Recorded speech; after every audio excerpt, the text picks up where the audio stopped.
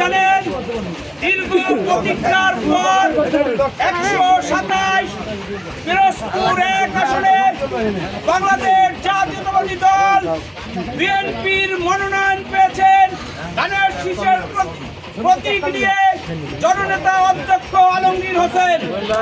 জননেতা অধ্যক্ষ হোসেন আপনাদের সবাইকে সালাম জানিয়েছেন এবং নির্বাচন আচরণ বিধি মেনে আগামী 12 ফেব্রুয়ারি পর্যন্ত সকল জিয়ার সৈনিক, ধানের শীষের সৈনিক, তারেক রহমানের সৈনিকরা কাঁধে কাঁধ মিলিয়ে ঐক্যবদ্ধ থেকে আগামী 12 ফেব্রুয়ারি পর্যন্ত আমরা মাঠে ময়দানে ধানের শীষকে বিজয়ী করার লক্ষ্যে আমরা আমাদের শেষ রক্ত বিন্দু পর্যন্ত বিলিয়ে দিব।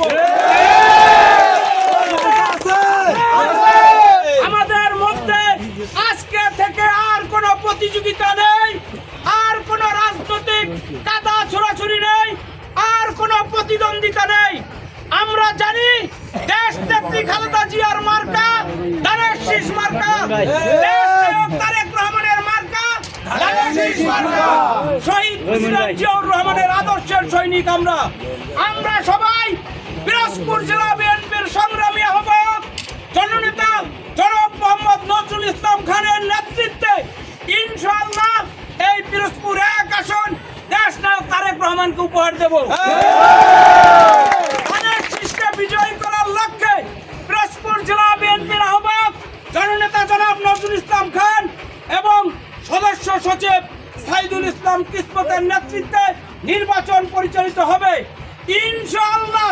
আমাদের বিজয় ছিনিয়ে না নেওয়া পর্যন্ত আমরা ঘরে ফিরব না। আপনারা সবাই মাঠে ময়দানে থাকবেন, সকল ষড়যন্ত্র মোকাবেলা করে আমরা 12 তারিখ বিজয় নিয়েই ঘরে ফিরব ইনশাআল্লাহ। আপনারা সবাই কি আছে?